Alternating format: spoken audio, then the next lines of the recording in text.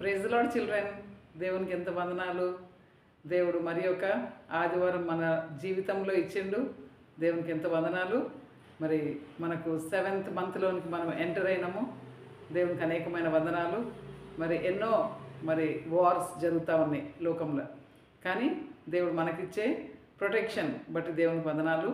Wars అవుతున్నవి అంటే దేవుడు యేసుప్రభు వచ్చే దినము చాలా సమీపంగా ఉన్నదని గుర్తుపెట్టుకొని మనము ఈ లెసన్స్ను మనము కంటిన్యూస్గా చక్కగా విని దాన్ని అర్థం చేసుకొని దాని ప్రకారంగా జీవించడానికి మరి దేవుడే మనకు సహాయం చేయాలా. మరి మనం ప్రేయర్ చేసుకొని మనం ముందుకు వెళ్దాము. ప్రేమగల మా పరలోకపు తండ్రి, మా గొప్ప దేవానికి వందనాలు. మరి గడిచిన నెలలన్నీ కూడా మమ్మల్ని కాపాడినారు. 7th మంత్లోనికి మమ్మల్ని తీసుకొచ్చినందుకే నీకు వందనాలు. దయగల దేవ, మరి పిల్లలు స్కూల్కి వెళ్ళి వచ్చేటలో చేస్తున్న సహాయం బట్టి నీకు వందనాలు. మరి వారికి మరి బుక్స్ కొనట్లు, మరి యూనిఫామ్స్ కొనట్లు, అన్నిట్లోనూ మరి తల్లిదండ్రులకు చేసిన సహాయం బట్టి నీకు వందనాలు. దయగల దేవ, పిల్లలు క్రమంగా స్కూల్కి వెళ్ళి మరి చక్కగా నేర్చుకొని దేవుని యొక్క బిడ్డలు అన్నిట్లో కూడా మరి ఉత్తీర్ణులుగా కావాలి. కాబట్టి సహాయం దయచేయమని దయగల దేవ, మరి పిల్లలు నేర్చుకుంటున్న బైబిల్ లెసన్స్ కూడా, బైబిల్ స్టోరీస్, మరి బైబిల్లో ఉండే విషయాలు నేర్చుకుంటుండగా మరి చిన్నప్పటి నుండి వారు ఇవన్నీ కూడా గుర్తుపెట్టుకొని దాని ప్రకారంగా వారు జీవించడానికి సహాయం దయచేయమని యేసయ్య పరిశుద్ధమైన నామమున ప్రార్థించి వేడుకుంటున్నాం తండ్రి, ఆమెన్. ఎజ్రా 7, 8, 9, 10 అధ్యాయాలు. Ezra 7, 8, 9, 10 chapters. మనము ఇంతకుముందు ఎస్తెర్ బుక్ ముందు మనం చూసుకున్నాము. ఎజ్రా ఫస్ట్ 6 చాప్టర్స్ చూసుకున్నాము. ఇప్పుడు ఎజ్రా లాస్ట్ 4 చాప్టర్స్ చూసుకుందాము. మరి ఫస్ట్ 6 చాప్టర్స్లో జెరుబ్బాబెల్ ద్వారా మరి first group of exiles return from Babylon to Jerusalem. They return to Jerusalem. First group of exiles అనమాట. అంటే ఎవరైతే మరి నెబుకద్నెజర్ కాలంలో మరి దేవుని బిడ్డలను, ఇశ్రాయేళ్లను బ్యాబిలాన్కు తీసుకొని వెళ్ళినారు కదా, మరి క్యాప్టివిటీలోనికి తీసుకొని వెళ్ళిపోయినారు. ఎందుకంటే వాళ్ళు దేవుని మాట వినలేదు కాబట్టి దేవుడు ఆ విధంగా వారిని బ్యాబిలాన్కు పంపించేసిండు, వేరే అన్య దేశంలోనికి. సో నెబుకద్నెజర్ కాలంలో మరి దేవుని బిడ్డలు బ్యాబిలాన్లో ఉండే. జెరుబ్బాబెల్ కొంతమందిని యెరూషలేముకు మళ్ళీ తిరిగి వచ్చే విషయంలో ఆయన సహాయం చేస్తాడు అనమాట. ఇప్పుడు next second group of exiles అనమాట, returning from Babylon to Jerusalem. Babylon నుండి జెరూసలేంకు వస్తూ ఉన్నారన్నమాట. ఇప్పుడు వీళ్ళు ఎజ్రా ద్వారా వాళ్ళు తీసుకొని రాబడి. సో మనకు ఫస్ట్ 6 చాప్టర్స్కు 6th చాప్టర్ నుండి మరి 7th చాప్టర్ వరకు 60 years గ్యాప్ ఉండే మనం చూసుకున్నాము. ఆ 60 years గ్యాప్లో మరి ఎస్తెర్ బుక్ మరి అక్కడ జరిగింది అని కూడా మనం చూసుకున్నాం కదా లాస్ట్ టైము.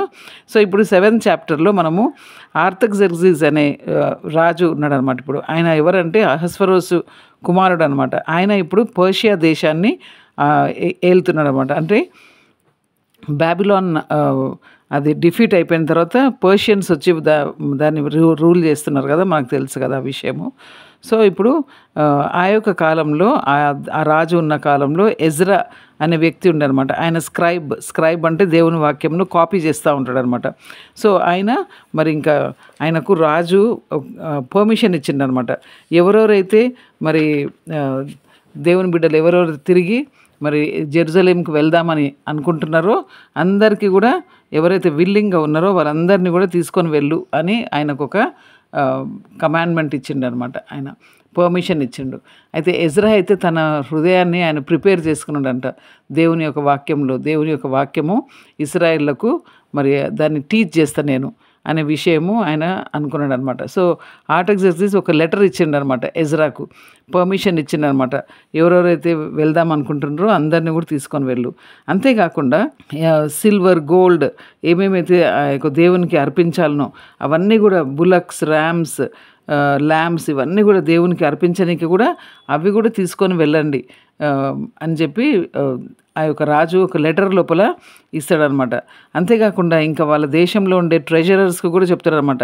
ఎజ్రా ఏమేమైతే అడుగుతాడో అన్నీ కూడా ఆయనకు silver, gold, wheat, wine, oil, salt ఇలాంటివి ఆయనకు ఏమేమి అవసరమో అవన్నీ కూడా లెక్క అవసరం లేదు, ఎంత అని చెప్పి కాదు, ఆయనకి ఎంత అవసరమో అంత ఇవ్వండి. ఎందుకనంటే దేవుని యొక్క మందిరము, వాళ్ళ యొక్క దేవుని యొక్క మందిరాన్ని మరి వాళ్ళు కట్టుకోవాలి, తిరిగి దాన్ని ఎస్టాబ్లిష్ చేసుకోవాలి. కాబట్టి దానికి మీరు హెల్ప్ చేయాలి. ఒకవేళ గిన మనం హెల్ప్ చేయకుంటే గిన దేవుని యొక్క కోపము మన మీదకి వచ్చేస్తుంది.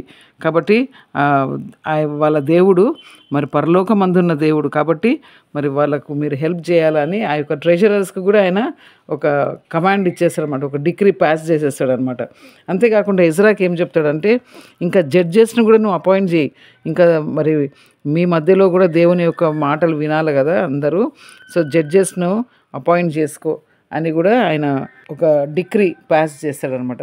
సో ఇంకా ఇవన్నీ కూడా ఎంత బాగా మరి కింగ్ ఆర్టగ్జర్జిస్ మరి ఎజ్రాకి ఎంత హెల్ప్ చేస్తున్నాడు కదా. సో ఎజ్రా ఇంకా దేవుణ్ణి స్తుతిస్తాడనమాట. దేవా, నిజంగా ఏ విధంగా ఈ యొక్క రాజు యొక్క హృదయంలో మీరు ఈ విధంగా దేవుని యొక్క మందిరాన్ని తిరిగి ఎస్టాబ్లిష్ చేయాలా, మేమందరం తిరిగి జెరూసలేంకి వెళ్ళాలా అనే విషయము ఆయనకు మైండ్లో ఉన్నది కాబట్టి మీకు వందనాలు, అలాంటి రాజు మాకున్నాడని మరి ఎజ్రా దేవుని స్తుతిస్తాడనమాట.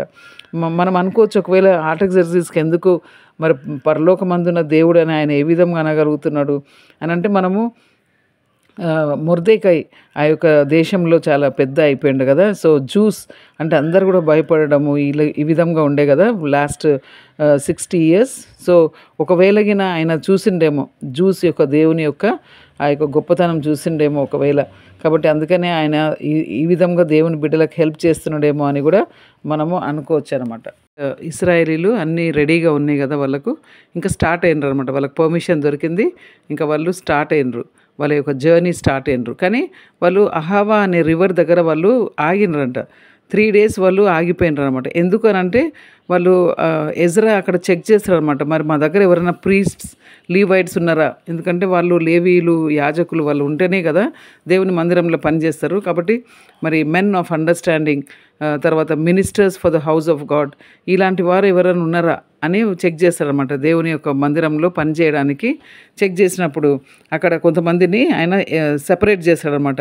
ఒక 12 చీఫ్ ఆఫ్ ప్రీస్ట్స్ను వాళ్ళు సపరేట్ చేసి వాళ్ళకు వాళ్ళ దగ్గర ఉండే సిల్వర్, గోల్డ్, ఇంకా ఆఫరింగ్స్ కొరకని ఏమేమి కావాలనో అవన్నీ కూడా వాళ్ళకు అప్పగించేస్తారనమాట. మీరు చూసుకోండి, ఇంకా ఈ యొక్క విషయాలన్నీ కూడా మీరు చూసుకోండి అని వారికి ఆ యొక్క కమిట్ చేసేస్తారనమాట అవన్నీ కూడా.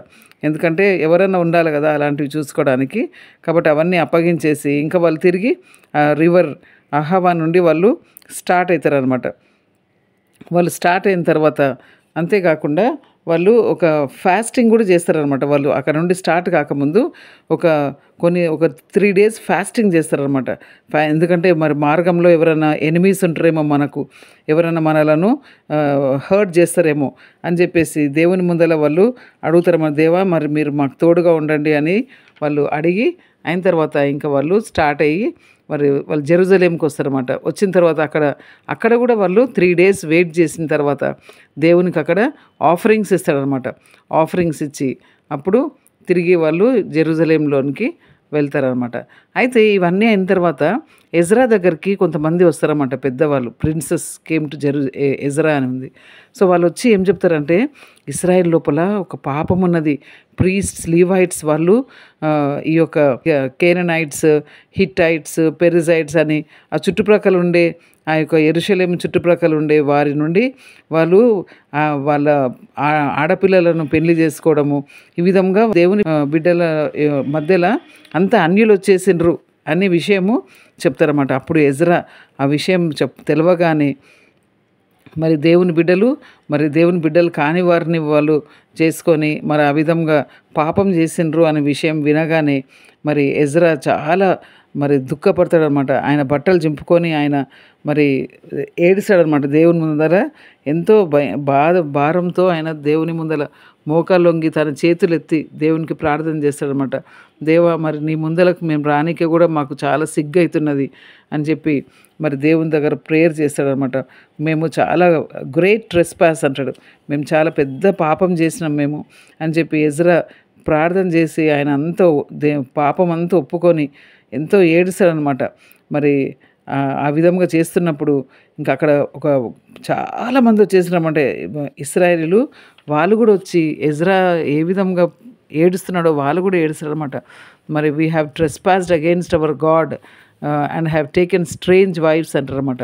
మరి అన్య భార్యలను మేము తీసుకున్నాం, అన్యులను మేము పెళ్లిళ్ళు చేసుకున్నాం అన్యులతో మాకు పిల్లలు పుట్టినరు అని చెప్పి వాళ్ళు చాలా బాధపడతారనమాట.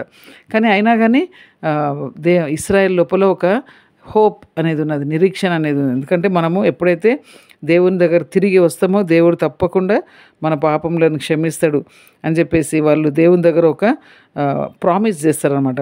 ఏంటిది అంటే మేమంతా మా యొక్క స్ట్రేంజ్ వైఫ్స్ అంతా మేము we will put away all our strange wives, అంటే మేము వదిలేస్తాం వాళ్ళని అని చెప్పేసి వాళ్ళు దేవునికి భయపడేవారు చాలా కొంతమంది ఉన్నారు కదా ఇశ్రాయేల్ లోపల. వాళ్ళు చెప్పే మాటలను వాళ్ళు విన్నారనమాట. సో అందరు కూడా దేవుని యొక్క మందిరం యొక్క స్ట్రీట్ లోపలికి వస్తారన్నమాట. ఆ యొక్క స్ట్రీట్ దగ్గరకు వచ్చి అందరు కూడా అక్కడ వణుక్కుంటూ నిలబడతారన్నమాట. అప్పుడంటే ఒక చాలా పెద్ద వర్షం వచ్చిందంట ఆ యొక్క అక్కడ యెరూషలేములో వచ్చినప్పుడు. ఆ పెద్ద వర్షంలోనే వాళ్ళు నిలబడ్డారంట. నిలబడుకొని మరి ఎజ్రా వాళ్ళను కన్ఫ్యూజ్ చేపిస్తారనమాట. వాళ్ళు చేసిన పాపంను ఒప్పిస్తారనమాట. ఒప్పించిన తర్వాత అందరు కూడా ఒప్పుకొని మరి నువ్వు ఎట్లా చెప్తే మేము చేస్తాము అని అన్నప్పుడు ఎజ్రా ఏమంటాడంటే ఆ భార్యలను వదిలేసేయండి, ఆ పిల్లలను వదిలేయాల అని చెప్పినప్పుడు అందరు కూడా ఆ విధంగా వారు ఎవరెవరినైతే స్ట్రేంజ్ వైఫ్స్ని తీసుకున్నారో ఆ స్ట్రేంజ్ వైఫ్స్ని వదిలేసిండ్రు. అంతేకాకుండా ఆ పిల్లలను కూడా వదిలేసిండ్రు అన్నమాట. ఎందుకంటే మరి దేవునికి భయపడాల అని చెప్పేసి వాళ్ళు ఆ విధంగా వాళ్ళను వదిలేసిండ్రు అనమాట. ఎజ్రా దేవుని దగ్గర అనుకుంటాడు కదా, నేను ఇశ్రాయేల్ లోపల దేవుని యొక్క వాక్యంను నేను నేర్పిస్తా అని అనుకున్నాడు. ఆ విధంగా ఆయన నేర్పించిండు. మరి ఇశ్రాయేల్ లోపల ఒక పెద్ద రెవల్యూషన్ తీసుకొని వచ్చిండు అనమాట ఎజ్రా. సో కాబట్టి ఎజ్రా యొక్క బుక్ ఆ విధంగా ఇంటర్ మ్యారేజెస్ అనేది అక్కడ లేకుండా చేస్తారన్నమాట. దేవుని బిడ్డలనే చేసుకోవాలా అనే విషయాలను ఎజ్రా అక్కడ నేర్పించి మరి ఇశ్రాయేలును దేవుని మార్గంలో నడిపించడానికి ఆయన ఎంతో ప్రయాసపడ్డాడు. ఇంకా మరి నెక్స్ట్ లెసన్స్ నెక్స్ట్ చూసుకుందాము. అంతవరకు దేవుడు మనకు సహాయం చేయను గాక. పిల్లలు, మరి మనం ఎజ్రా బుక్ ఫినిష్ చేసినాం కదా. So Ezra he was a good Bible teacher అని మన లెసన్లో మనం చూసుకున్నాం. సో బైబిల్ టీచర్ కావాలా అంటే ఏమి అయి ఉండాలా అంటే మంచి స్టూడెంట్ అయి ఉండాలన్నమాట. మంచి స్టూడెంట్స్ మంచి టీచర్స్ అవుతారనమాట. సో మరి ఎజ్రా మంచిగా బైబిల్ స్టడీ చేసిండనమాట. ఆయన స్టడీ చేసి చక్కగా నేర్చుకున్నాడు కాబట్టి he could become a teacher. Okay, సరే. అంతేకాకుండా ఎజ్రా మరి ఇశ్రాయేల్ అందరూ కూడా బాబిలాన్ నుండి తిరిగి జెరూసలేంకు సెకండ్ ట్రిప్ కదా ఇది. సో సెకండ్ ట్రిప్ స్టార్ట్ కాకముందు వాళ్ళు ఏం చేసిండ్రు, మరి ఫాస్టింగ్ ప్రేయర్ చేసిండ్రు అనమాట వాళ్ళు 3 days. తర్వాత అక్కడ చేరిన తర్వాత కూడా మరి జెరూసలేంలో చేరిన తర్వాత కూడా అక్కడ కూడా వాళ్ళు బర్న్ట్ ఆఫరింగ్స్ దేవునికి అర్పించిండ్రు, దేవునికి థ్యాంక్స్ చెప్పిండ్రు అనమాట. సో మనం కూడా ఇంట్లో నుండి బయటికి వెళ్ళకముందు మనం ప్రేయర్తో వెళ్ళాలి. ఇంటికి వచ్చినాక కూడా దేవునికి మనం థ్యాంక్స్ చెప్పాలి. కాబట్టి అవి మంచి అలవాట్లు అనమాట. పిల్లలు మీరు చిన్నప్పటి నుండి కూడా మీరు నేర్చుకోవచ్చు. అంతేకాకుండా మరి ఎజ్రా మరి ఆయన ఏం పాపం చేయలే, కానీ ఇశ్రాయేలీయులు చేసిన పాపానికి మరి అన్యులను పెళ్లి చేసుకున్నందుకు, దేవుని బిడ్డలు కాని వారిని పెళ్లి చేసుకున్నందుకు మరి ఎజ్రా ఎంతగా మరి అంటే కన్ఫ్యూజ్ చేసిండు అనమాట దేవుని ముందర కదా. మనం చూసుకున్నాం లెసన్లో.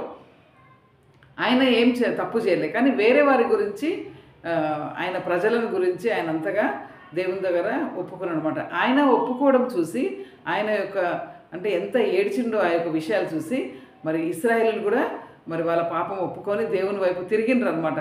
సో కాబట్టి మన యొక్క అంటే ప్రేయర్ఫుల్ లైఫ్ ద్వారా మరి ఇతరులు కూడా మరి దేవుని వైపు తిరుగుతారు అనమాట. కాబట్టి ఆ విధంగా మనము మంచి సాక్ష్యం కలిగి జీవించాలని మనం నేర్చుకోవచ్చు అనమాట ఎజ్రా లైఫ్ ద్వారా. అంతేకాకుండా అక్కడ పెద్ద వర్షం వచ్చిందంట. అందరు కూడా అక్కడ ఉండి వాళ్ళ యొక్క పాపం ఒప్పుకుంటుంటే అక్కడ చాలా పెద్ద వర్షం వచ్చిందంట. వర్షం వస్తుంది కదా పరిగెత్తుకొని పోలే ఎవరు కూడా, వర్షంలోనే మరి దేవుని సన్నిధిని వాళ్ళు ఆనందించారు అనమాట. కాబట్టి మరి ఎజ్రా బుక్ మరి ఫినిష్ చేసిన మనము మరి నెక్స్ట్ టైం నెహెమియా బుక్ మరి మనం స్టార్ట్ చేద్దాము. మరి అంతవరకు దేవుడు మనకు సహాయం చేయను గాక.